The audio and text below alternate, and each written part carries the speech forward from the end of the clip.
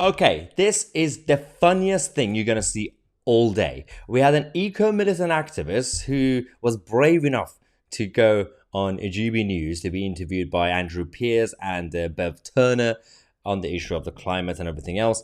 It didn't go too well for him because firstly he decided to come up with random figures and stats and claim that thousands of people apparently lost their lives here in this country. And when he was, because of the environment and the heat wave, and when he was asked to explain it, he lost his mind. He lost the plot by saying how your sweat was boiling or whatever. Let's just go to this interview. It's brilliant. And Bev Turner is going to lose it. Here, where 1,700 people died in 2 days. 2 days. What, here? People died Did you say? yes, last summer in 40 degrees.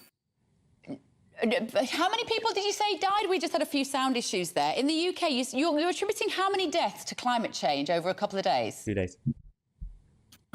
During our 40-degree heat wave last summer, 1,700 people died. Where did you get that figure from? Well, Where did you get that figure from? Widely reported, and I think Where it's did even you from the get it government's from? own Widely report. reported. What respected body did you get that figure from? Respect. I think that's from the government's own reports, but if you want to talk about this, the UN has said... Alex, sorry, you can't come on and say, I think. You're making a very serious claim. You have to tell us where you get that information from. Yeah. So let's try again. UN. Where did you get it from? The UN has said that 4 million people have No, died we're as a talking result about of what you climate said change. about Britain. You said 1,400 and so died over 2 days. So where did you get that All right, evidence if you want to play that game, let me Google it. I'll find it in 2 Google. seconds. we haven't got time for you to 1,700. Google it, but just explain to me, Alex. But just explain. So those people, those British people, you're saying dropped dead because our climate emergency is such. What do they die from? Yeah. What did they actually die from that was related to the heat in 2 days? Yeah. So that figure was from the World Health Organization, which I hope you can agree is a respected body. I don't And actually. they died. I don't. I think the World Health Organization has absolutely baked in profit motives and control motives to want us to believe all of this. But but we all want British people to live a good, healthy life. We don't want 1,700 people dropping dead over 2 days. Where did they get it from? Why did how did climate kill these people? Yeah. Wait for this. Okay, so there's a variety of different factors, right? In this case, it was because of the extreme heats. People died from heat stroke. When the temperature gets hot enough, for example, when it gets so hot that the sweat no longer cools you down, you literally boil in your own sweat. I know that sounds like complete exaggeration. It does but actually. When it gets... I'm afraid it does sound like exaggeration. I've never heard of It's anyone boiling in exaggeration their to own say sweat. that people die in fires. I've never heard of anybody boiling in their own sweat. What, boiling to death? If there's a wildfire, people die from it. If How there's a long do you- flood, people die from it. If there's a How long do you have hurricane, to people boil die. for before you die? This shouldn't be so funny. Listen, what we're How many finding. people are dying and you're literally laughing? Well, because No. you're making silly claims.